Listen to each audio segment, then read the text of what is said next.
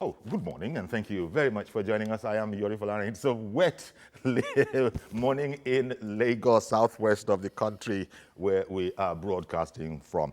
Well, there's a sense in which I hope weather was, I don't know, different. Should I say better? Maybe the weather was different where you are.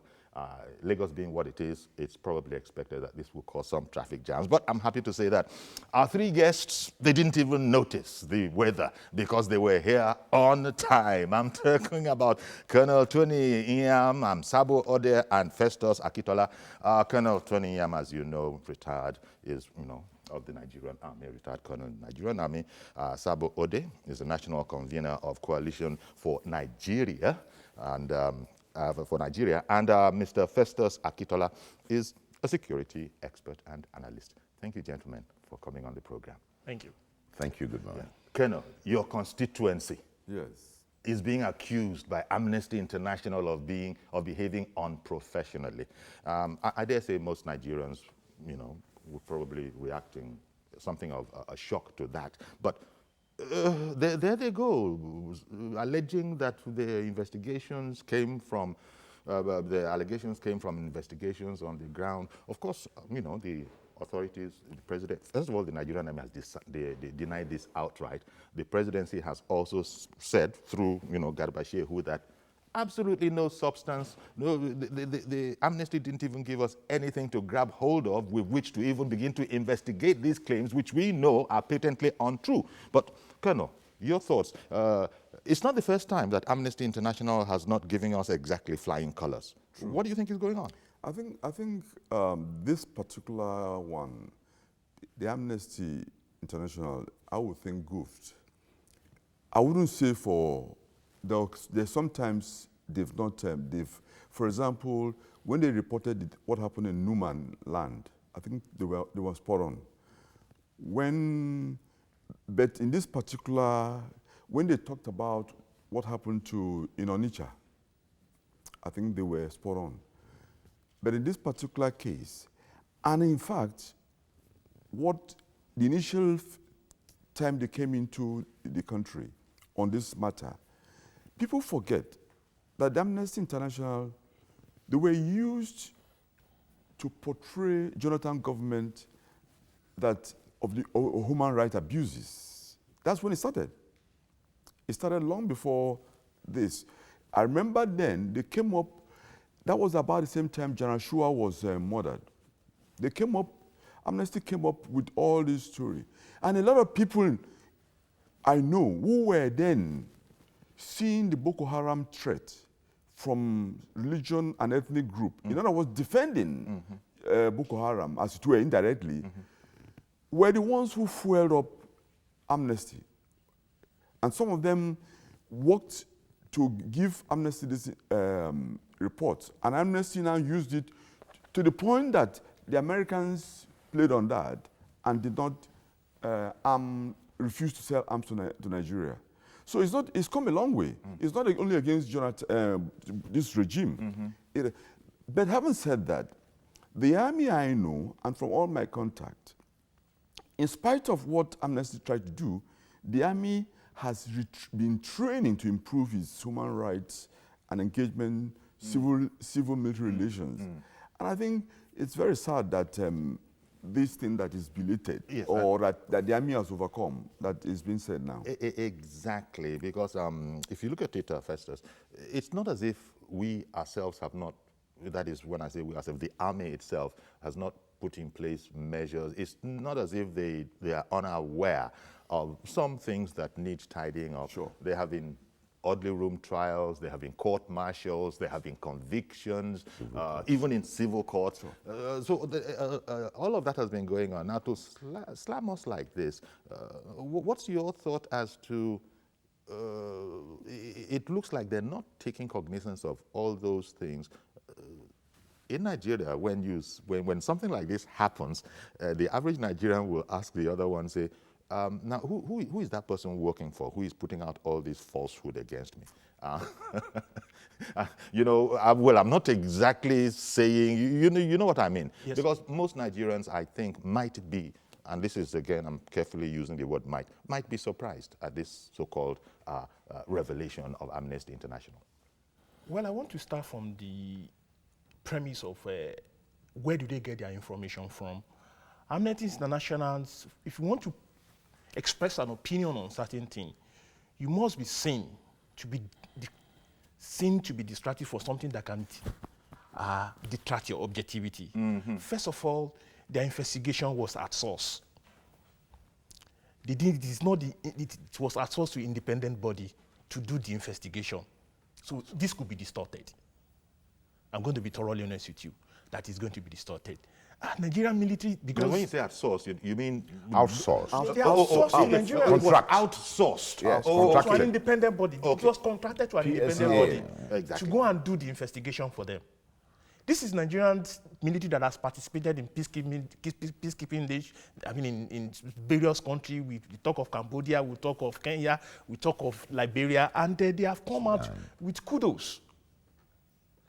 And part of what their allegation of the sexual harassment they are saying that for doing this in the IDP camp is that they separate the men from the women. Well, this is based on the culture of the people in the Northeast. An average Northeasterner man would not want his wife for you to see a man to see his wife going to bath. Talk less of a man and this woman bathing in the same bathroom. And this is based on the reason why they separated them. They separated them that based on their culture and their religion or the Islamic injunction. Yes. And aside from that, when the issue of IDP camp started, we have people came in to hide their heads, to safeguard them against the Boko Haram insurgents and every other thing. Then we have spiral rate of childbirth. And this is where, and the people are looking, the management of the people are now finding it very difficult to cater for people and the children.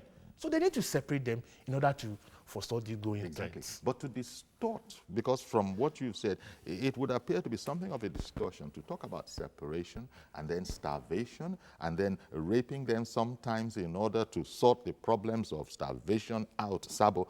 That is an instrument of campaign or commoning. Yeah. The AI has, between time, plotted all this. But what Excuse is me. the interest? The Because we have to be interest careful. is to destabilize It's not Nigeria. Because AI is thought around the world to be something of a watchdog for human rights. Look, Syria, Iran have elements of AI going on there, and we know what's going on. Saddam Hussein, Libya, Gaddafi, where are they today? Where is the country today? Now, listen to me, and when I finish, you can take me on. The plot and the agenda is to destabilize this country in whatever form. They know what, but we have intel. Working at whose behest, for example? Look, do you have any ideas on that? The intel we have links them directly to Iran. But America funds them. The funds come as budgets, yearly budgets for their upcoming running. But if you look at the fat budget, you begin to ask questions. How do you give this kind of money to an organization with a country director or SAI to do the job they are doing? They have the privilege, because of so much money, to begin to outsource, contract their information gathering, evidence shopping. They pay so much for it. So it's not normal. It's not normal. There's an intention, there's an agenda, and we are aware. Colonel, how significant, because here we are talking about it, but in terms of potential damage that Amnesty just getting up, as it were, and saying that, look, I got this report, I'm putting it out, and it being unfavorable, how damaging is it potentially? Or are there people in the know where it matters in terms of international relations that can actually get at the truth of the matter? I think I must begin by saying that Amnesty International has reputation because they've always been the voice of the oppressed. In fact, this man speaking, they gave me protection, and they were facilitated to ensure that when I was in exile in the UK, and the funding of Amnesty International is not as it's been put across.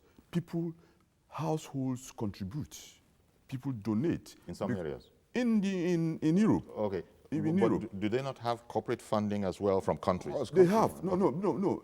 But it's people, because I was a chairman of ethnic minority rights in Scotland. Amnesty has that international. So I think we should not push it to the point of trying to fight. Amnesty grouped here because, like Mr. Akintola was saying, the outsourcing will be a problem because usually the way they get, and they've done many things which are not completely right. But at the same time, they've also stood for defending. When the Igbos youth were shot, they came up to stand for. When the Numan, when there was a kind of an unfair way, the way the military handled things in Bachama area, they came up. So I don't think what they've done here is that they failed, and this report is really wrong. You know, but I will not go as far as saying questioning the reputation of Amnesty International because I know the work they've done, not to link them to Iran. Okay, so you're saying that this could possibly be an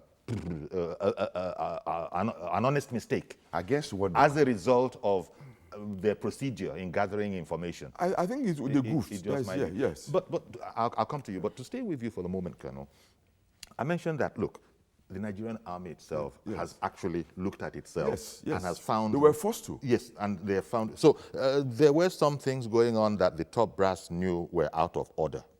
No, you see, the military this military is a conventional warfare army. Suddenly, they got themselves into a kind of an asymmetry war, which was this facing Boko Haram.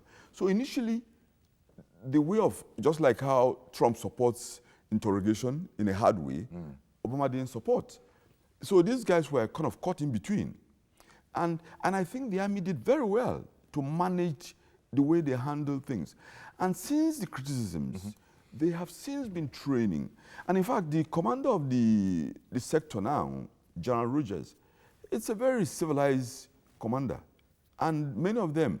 So this is why they are all surprised. Yes. But they should be careful, though, not to, they should attack the facts, but not to making statements that are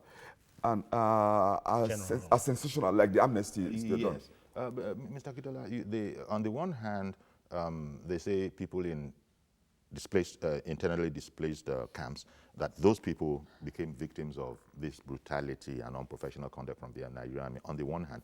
And I think they also suggested that even Boko Haram captives that had to be, kept in places around the country, that they too were horribly brutalized. Now, there are records that the government, the federal government has actually released, some Boko Haram captives. Sure. I think I saw figures of 500 and something in one case. 493 and then 490 in April. Exactly. 790 in October. Yes. So this doesn't match up with the kind of things that we're hearing.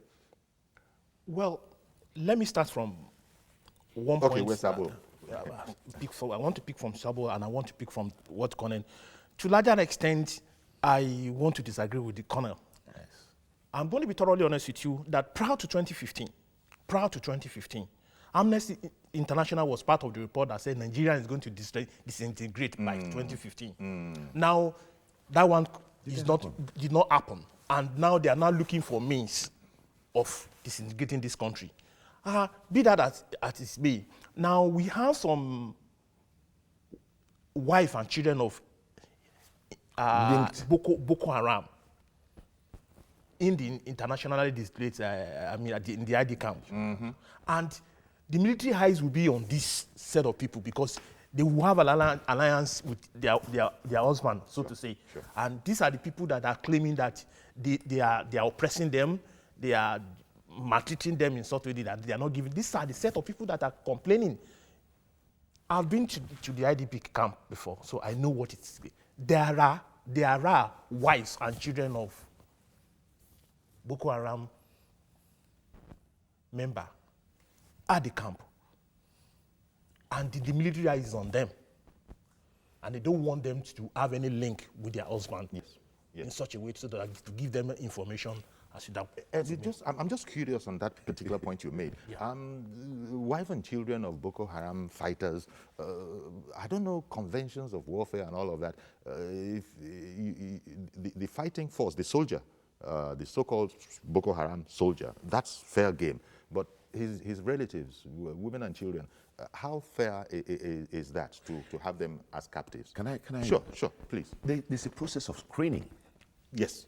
Yes. If you neutralize a place where there are Boko Haram operatives, and it happens that you nab people who are their wives or kids, depending on the ages and of the minors, the colonel knows that you are supposed to debrief such people. And so what they do is to keep them, and then let me say, it's not an IDP camp, it's a debriefing center. Sure. Okay. Yeah. Okay. Now, the debriefing can take from the first day to 6 months. The debriefing center is one thing, but they It's also like- talked about IDP camps. Well, I want So, to... okay, you're just separating the Yes, two. I want to separate... They're not lumped together. They are not lumped. Now, these debriefing centers, yes, have minors who are, They say from 14 to 40. yes, children of Boko Haram operatives, and women, their wives. Now, if you, as an intelligent soldier man, goes to arrest such people, will you just leave them on the street? And of course, we know the kind of rules and regulations that are applied to these areas where these people are held. It's not just an ordinary open door and closed door place. It has to be barbed wired round, maybe, and all that. Okay? So frankly, I don't see anything that is wrong with holding these people to at least debrief them and then prepare them for integration into society. Now, the IDP camp thing that he mentioned, yes, I have operated across several IDP, Boratai, I've gone to Damaturu, and the culture and the religion of these people does not allow you to put women and men and children, especially women and men together. They are separated. So to now make what comes to my mind of that very separation can be seen as being mischievous. Mischievous is bad, especially to people who don't understand. they are not even taking into consideration their religion. Okay? Now, even the investigators, the people who have called the so-called researchers, who have put this report together, if a woman tells you that, were you on camera as they were raping her? Did you was any CCTV camera, or is this verbal evidence? Yes, yes. And if it is verbal evidence, as far as I'm concerned, the report that I've seen, there are no names mentioned of these people. No names. No, the number from 1 to 5 across 5.2 million IDPs in the Northeast region.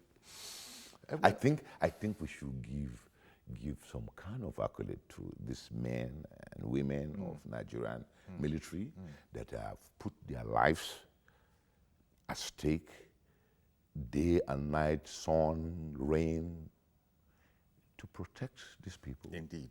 There are military members that are maimed. They are maimed and they are shown on the YouTube. Where is their Amnesty International voice? Yes. Have they visited the military, Boko Haram has the military hospital yes. in Kaduna to see the levels of atrocity they've committed on the Nigerian military? Nobody has come up with this report. They are just emphasizing on the same report. In 2015, they came out with this report. 2016, they came out with the same report. 2017, they are coming with the same report. I mean, on two main things. And this is 2018, another report. Another report. And it is coming so much incessant these days. Now, It's become a ritual. And let me tell you what you don't know. These reports are similar. They're similar. Yeah, they're That very is the problem. That's where, If you look at the reaction of the presidency by Garba, you know that the reports are just being recycled and recycled. Indeed. For the purpose of getting at the military and the government. Indeed. Very simple. But that was in Garba Shehu. And we must stand here comment. to sensitize Nigerians about the intentions, because we don't have another country to go to. My kids don't have another country to go to. Neither do I have another country to go to. And I will condemn in totality the activities of Amnesty International on this platform. Now, Colonel, when the army responded to this, of course, dismissing it, calling it incredible, and all of those things, it also was careful to add that we are in no way, shape, or form saying Amnesty International should not do their job or anything like that. Fantastic. But it's just that, maybe fairy tales should not be considered to be part of the job of Amnesty International. That would be the perspective of the authorities here. Sure. Amnesty International, it's worrying because of the reputation that you've just said. That they have something of a reputation, but why they seem to have it in for Nigeria, that is the way a lot of Nigerians might feel, because you might want to investigate these things. What Festus has just said, the Nigerian army casualty side, you're not showing that. Sure. But when it comes to, maybe because people root for the underdog, but there need to be limits. No, I think the army is bigger than that. And I think the response they give, I wouldn't go the line that the amnesty is not there to show what casualties of what against the other. What they are there is that the Geneva Convention of Warfare and all that must be applied. And I think the military is right. I think the military should get on with their job and keep on proving and engaging Amnesty International. It shouldn't be in any way confrontational. No. And educate them better. Okay, don't shut them down. Don't shut them down and get educated, because otherwise we become like a banana republic. Because if you also watch, Amnesty International has accused America. Remember during the bombing in Afghanistan, when there was a mistake? It was Amnesty International that exposed it using these French doctors. Amnesty exposed the bombing that bombed and killed civilians in Afghanistan. Okay. So we should not be too... I think that mistakes were made here, and I think the army is mature, or military is mature enough to take it and engage and expose the mistakes they've made. Okay. Mr. George, good morning, and thank you for calling in. Good morning, Uncle Yori. Thank you very much for calling. Thank you, and good morning to the panelists. Morning. Uncle Yori, it is unfortunate, very unfortunate for that matter, that Amnesty International has become a tool for some Western countries to vent their anger on Nigeria and some developing countries. Nigeria in particular, because of their envy of what we are endowed with. I can tell you categorically, Uncle Yori, that if it was possible for some of these Western countries to remove us and inherit our country and throw us to another land, they will do it because of what we are endowed with. Nigeria is not the only place where guerrilla war is going on. It's going on in Afghanistan, it's going on in Guatemala, it's going on in even in Syria, in that country where that former Nobel laureate Aung San Suu Kyi comes from. Do you hear Amnesty International, saying what they say about Nigeria in those countries?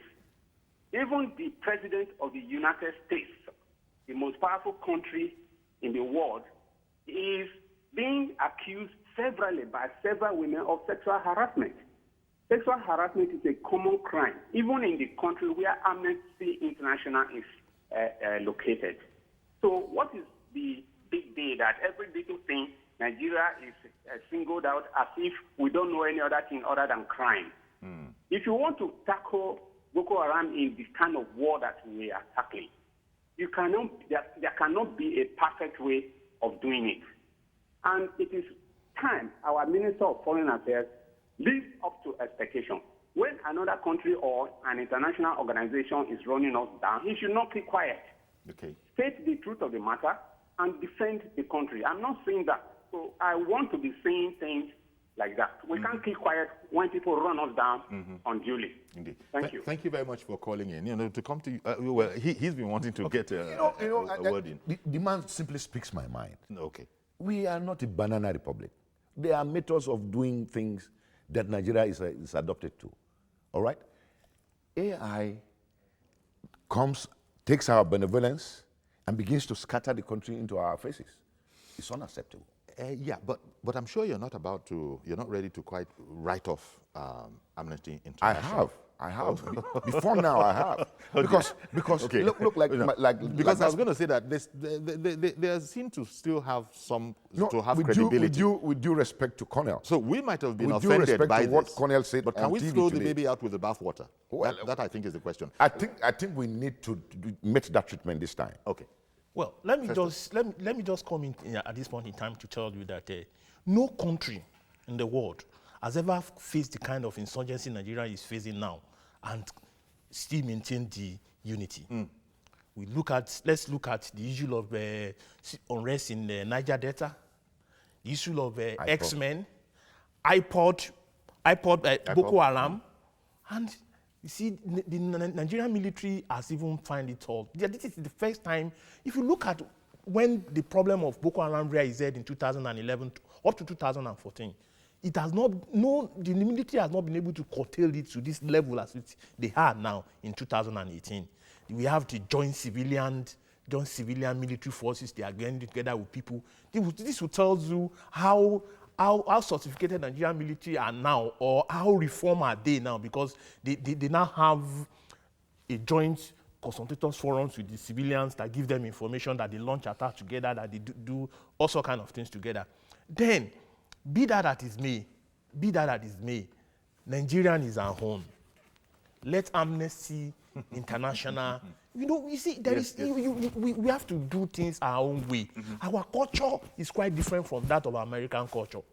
So far as we are sure that they're within the law and of law. because you best see, practices, professional military best there was practices. a constituted panel in response to all these allegations. Amnesty International was invited. You come and give your evidence here. They didn't turn up. Okay. Yakub, good morning and thank you for holding on. Yeah, good morning, Shivori.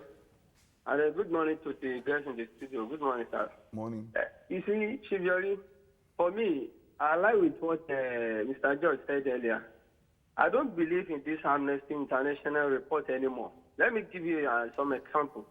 During the Jonathan era, the same Amnesty International give negative reports. They make sure that the United States of America does not sell weapons to us because of the false reports they are giving to them. See, Nigerian government should be wise. Where is this Amnesty International when Israel is killing Palestinians like fowl? They are never giving any report concerning that. They keep silent.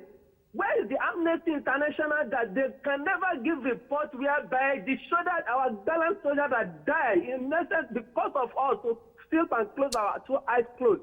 Their children, their sons, they have never given any report that those soldiers that die in the war front, their family must be catered for. Where is the Amnesty International?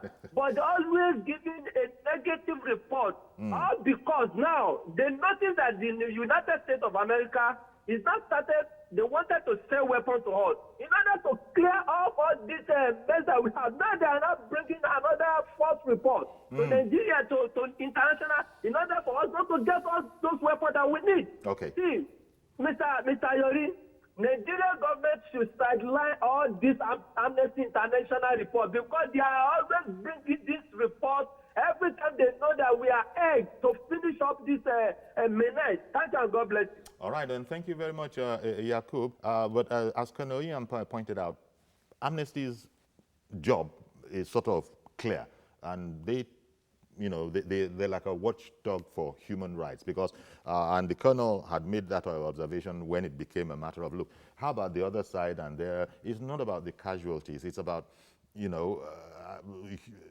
are people dehumanizing other people? Again, let me even add. But let me quickly go on a break so that I won't need to interrupt you. Stay with us, please. We'll be right back.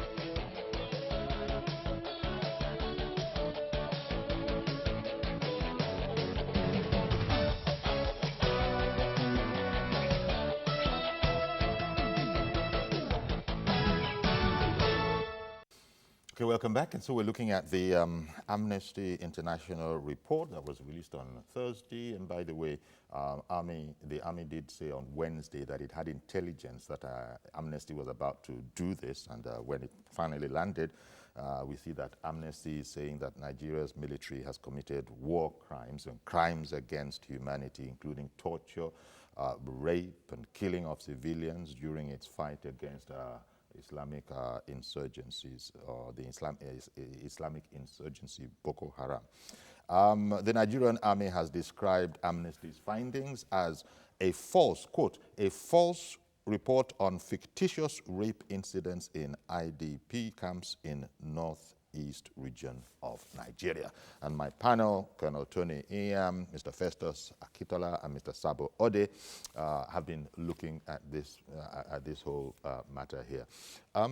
Amnesty, the point has been made, but you see, there's a danger here. One of our guests said, one of our callers said that, you know what, I don't believe Amnesty anymore since they've shown their color to me. I used to think that, yeah, thank God for Amnesty in this world. But now the thing is going the way it is going, and we've said here that you don't want to throw the baby out with the bathwater, but Amnesty can't keep on doing what you gentlemen have said is, it's not exactly a new report, and all the reports, negative reports against us or about us, have been similar. Yes. So it therefore would seem that what's going on here, the way the presidency has dismissed this thing, so has the army. I guess the key thing is for our professionals in uniform not to be distracted. I guess at the end of the day, because we have an objective. You were telling us how many different theaters the Nigerian army has had to engage at the same time. And here we are. We haven't disintegrated in 2015 or anywhere near doing so in 2018 as has been predicted. You see, after the prediction of 2015 that Nigeria was going to disintegrate, Buchi from Nsukka, I beg your pardon, in Enugu. Good morning, Buchi. Yeah, good morning, Theory. Thank you for calling in, sir. Yeah, in the city. Please, on Theory, please, I want us to look at this claim. We have seen in this television the people in IDP camp, some of them suffering, some of the children there. We have seen them suffering food, water shortage. So if they claim that most of the women in the camp, they were trading themselves to have some afford this item for their kids, will we just throw it away because Amnesty International that made some claims before that is not verifiable, or can we just try to find out whether these things are true? Or maybe the military showing you, people in the camp telling us that we are not the people saying all the things. Where are these people getting all the stories from? Or do you sit and just say, let's throw away what the International is saying? Please, I want us to investigate it before we conclude. Thank you. Thank you very much. The line wasn't the best, but I think we were able to make something of it. Please, let me return to you. Could you understand that? He was saying, look, there are reports of some administrative challenges, difficulties, and deficiencies. Yes. And so when you now see an extension of this into some women being victimized in order to get some of these essentials. So people talk about starvation, for example. He was just talking about a lack of water. I don't know. I want to assure the last speaker that they haven't been on ground around those areas. The Northeast area, it's one very difficult place to source for water, either through piping or boreholes and whatnot. Water can be an issue in those areas. But we see in other climes where water are flown to these places, maybe because of logistics, money and all that. The country is not able to do this. Don't forget also that we have issues with approvals and appropriations in this country. Assuming the federal government wants to, or the army wants to buy water and distribute free, maybe fly by the C-130 and distribute round. Who has appropriated that money for 2018? Maybe. So it's an issue that we recurring issues that we need to sit down. And these are just what they are, the administrative difficulties. Yeah, the administrative issues. It's not as It's not intentional. A careless observer might think, from the way Amnesty is reporting it, intentional strategies, Yes. you know, to... To buy my colleague's discussion, Nana, just now, it's not intentional. It is the kind of peculiar problems that we have in this client. You understand? And he has to take time to manage it. So if AI goes to the camps and see these things going on, maybe at the time it's happening, of course it forms the basis for their report, which is not which is right. One moment, let me bring Emeka in from Mushin. Good morning, Emeka. Good morning, Mr. Yori. Thank you very much for calling. Yeah, Mr. Yori, Amnesty have nothing to lose, whether we believe them or we don't believe them. We do not have to throw away the baby with the bathwater. We have said so. It should be what we should do is to make investigation and find out if actually this is true. Not just coming on TV to discountenance whatever the Amnesty has said and say no, it didn't happen, and because we want to support the present government. I think it is wrong. We should be able to make proper investigation and find out if this is happening. Amnesty, they do not have anything to lose. Whether we believe them or we don't believe them, we will have nothing to lose. We will have a lot to lose. Thank you. Thank you very much for calling in, Emeka. Again, every man will say it the way he sees it, but Amnesty has said what it has said. I don't see anything wrong in bringing people who also know about such matters I think what he's saying, and I think I share, I think we should not be over. For example, one of the callers went as far as saying Amnesty has not done this, not done this.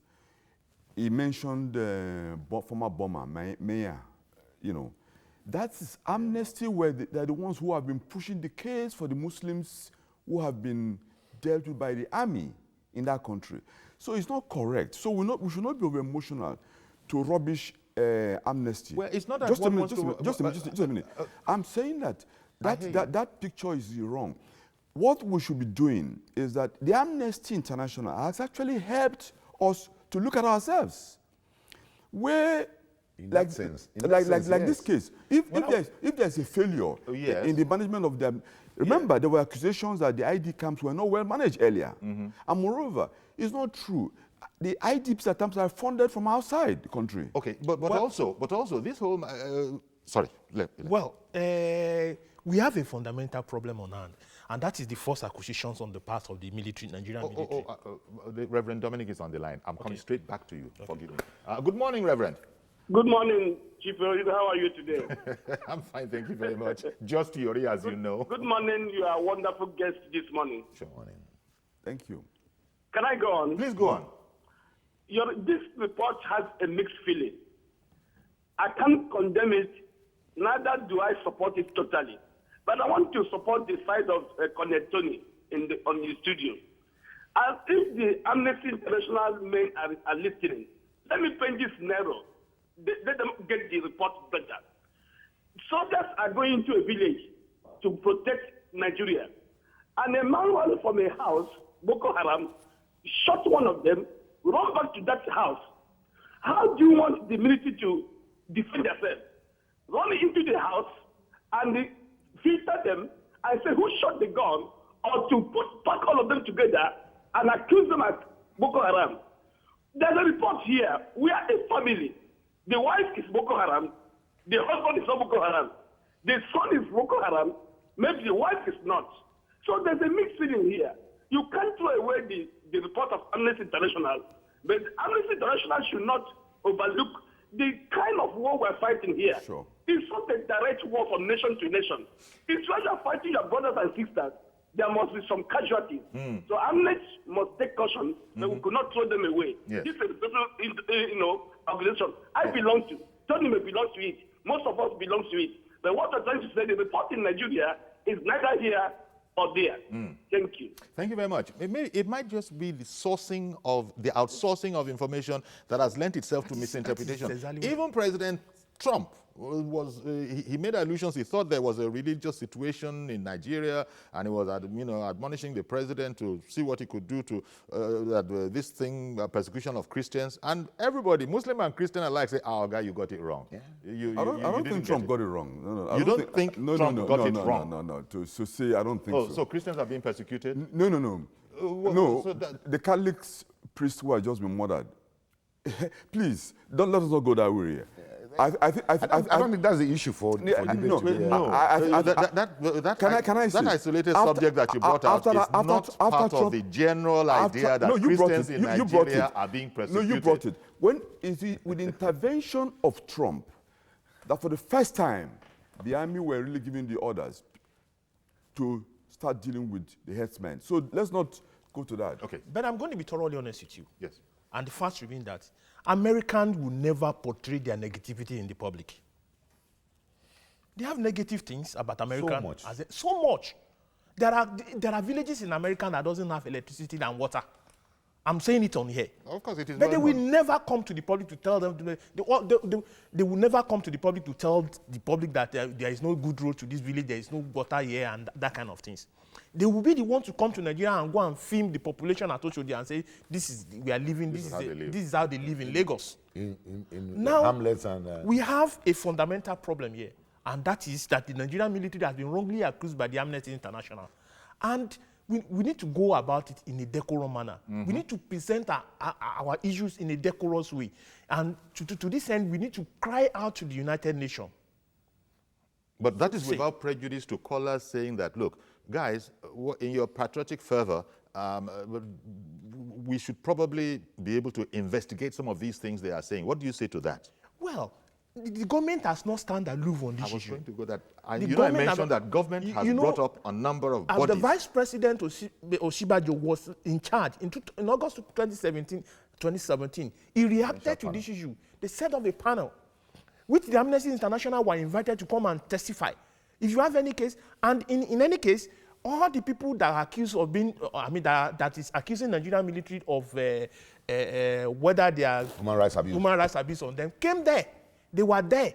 Now, at the end of the day, the chairman of the panel asked those people that testified, said, look, do you want the military to leave you? They all shout instantaneously, no, military should not go. That means they are having there is a mutual benefit between the both. So what is Amnesty International talking about? That is why I'm saying that we should go and present our case to the UN and to the EU in a decorous manner for Amnesty International to go embark on an objective report on Nigerian military because it's denting our image. Maybe a scientific kind of response where, a professional, so that they explain, because they were very, very scant on details. Very, very scant on details in this accusation. So maybe Nigeria can now... A tiger will never shade its color. Okay. Who is on the line? Mazi Okoroafo, good morning. Good morning, Sayori. Good morning, our guests in the studio. Good morning, everybody. Good morning. Honestly speaking, Nigerian government army should strategize their operational level, not to be talking on amnesty report. Any soldier in any operation should stay between 6 to 1 year. Transfer them back to barracks. You see, we complain, but we should find solutions to that very report. Elongation of their stay at checkpoints or any operation should be where we have to look into it. Not a question of complaint. You see, Obama's government that time, that report they brought that time, bounced back to Jonathan's government, which everybody knows very well, because I monitored BBC when they were reporting on that time. So we have to be very careful in this report. We should stop the issue of this. We should find solutions, because what we are seeing now is when all those bounce back to us. Now, if they said water, the NEMA authority should find solutions to water. If they said food, now the Nigerian government should find solutions to what the NEMA, what happened. The food that they have been giving to that, how did this food get to the people? Why must this type of report come up? Because we should think maybe talking about Syria, Afghanistan, and the rest. We should find solutions to it. We are only good in complaining. We should find solutions to any report, because this thing affects Nigeria internationally. Indeed. When Trump happened to get this report, you see what will happen. It will also bounce back to us. We should find solutions to it. Thank you very much. Have a blessed day in Lagos. A happy weekend to all of you. Indeed. Thank you. Same to you, Mazi. Festus, reportorially, look, Amnesty International, I don't know how they did it, but they have their reporters, no doubt, reporting to them, outsourced, insourced, whatever. Now, could atrocities on the level such as are reported on have been going on, and Nigerian journalists, Nigerian connections, no iota of any of this would have, escaped? Well, you find out that the Amnesty International, the head of Amnesty International in Nigeria is a Nigerian. Is a Nigerian. Now, again, you look at it, their report, they said they interviewed about 70 women at the camp. They base their report on the interview of the... How can you base your report on unilateral party? And you say that is the general, it's applied on the generalities and acceptable to all. Then the outsourcing of your report, evidence shopping, people canvassing for the accident. You didn't, I mean, I think there should grown up youth there between the ages of 14 and then what about the men? They did not intervene anybody there, and they come out with the report and say, and this report, the patterns of report, the accusation on the reports are the same in 2015, 2016, 2017. Yeah.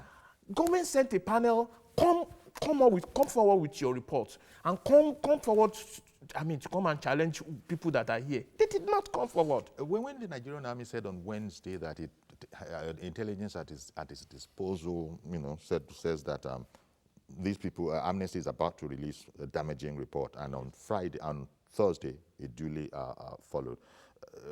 Would that suggest that Amnesty would have wanted to show its findings to the army or to the authorities and get comment before, making it public? I think a proper channel, there must be a channel where Amnesty International can get to the army hierarchy to discuss these issues or to interface with these issues. But the truth of the matter is that Amnesty International is deliberate in handling these issues like this.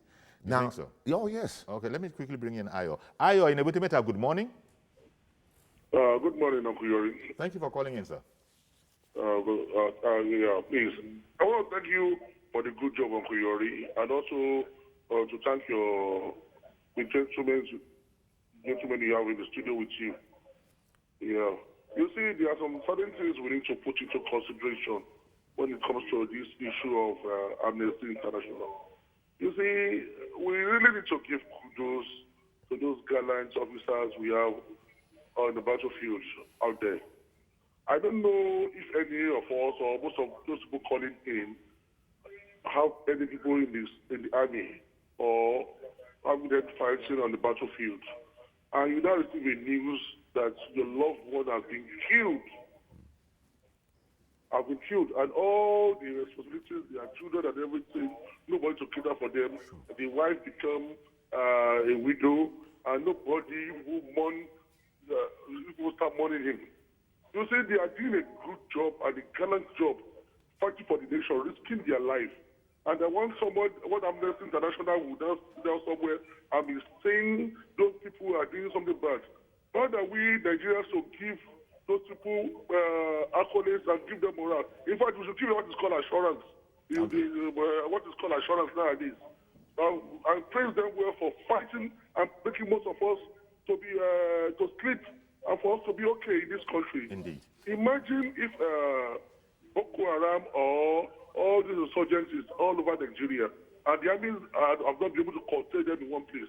What will have happened to Nigeria? A lot of things happening everywhere. We Nigerians, when we phone in, please, we should put into consideration that these people have families too. Those who don't have families, put your son. Most of the people talking, let them go and put their sons or their children in the army. Let them erode them. When you now receive a bad news that you lost your family, how are you going to feel? All right, then. Thank you very much for calling in, Ayo. I've got to interrupt you now. Thank you very, very much. Really appreciate it. No Nigerian, talks ill of the Nigerian army simply because they haven't, there's no reason to. They're working under very, very arduous situations. But that doesn't mean that they are all angels. This is not as if it's a whitewash. And the army is the first to say that by its actions to sort of, regulate itself. There are demotions. Exactly. There are court-martialing over this issue. I'm not exonerating them totally of it. No. But we need to encourage them. Please, let us flash our mind back to 2011, 2015 on the issue of Boko Haram, bombing at the public place, marketplace. The issue has been under control now, so to say. There has been barest minimum of the insurgencies in the Boko Haram, in the Northeast now. So we need to commend them, rather than for all these allegations. But Amnesty International, yes, I will continue to hammer on this, whether we like it or not. We must be careful. I do agree with you that we do not need to throw the baby away with the basket or the bucket. With the bathwater. Or the bathroom water. But the truth is this. Nigeria is going through a lot of curves, and we must be very careful. But some people have said that is fine. Do you think there's also a reason for PR purposes? Since Amnesty went this way, and we can't just sit there and be listening. Well, do you think there's reason to possibly investigate some of these things, even if we know them to be patently untrue, to do an independent investigation and then let people know? That is exactly so what where did Amnesty bring it? That is exactly where I'm going. That we have a fundamental problem on hand. And as such, we should cry out to the United Nations, the EU, and we should present our case there decorously. Okay. Devoid of emotion, so that people see what the facts are. What the facts are, we'll come to the table with our facts on the table. Okay, let me. Our last caller this morning, Emmanuel in Alagbado. Good morning, sir. Good morning, sir. Please go ahead. Thank you for giving me audience. Sure. You know, UN are the watchdogs. And the Amnesty International are watchdogs over security issues and as it concerns the army in their modus of operandi all over the world. Okay, so human rights issues. Yes, human rights issues. If they have accused Nigeria of any wrongdoing, we have to do our own investigations first. Look at the issue. If they post a typical Nigerian army to any assignment which is outside his state of jurisdiction or whatever, or a set of origin, the way they operate will be questionable. Look at the Operation Dance that took place in the southeast. And in Plateau State, we have some of the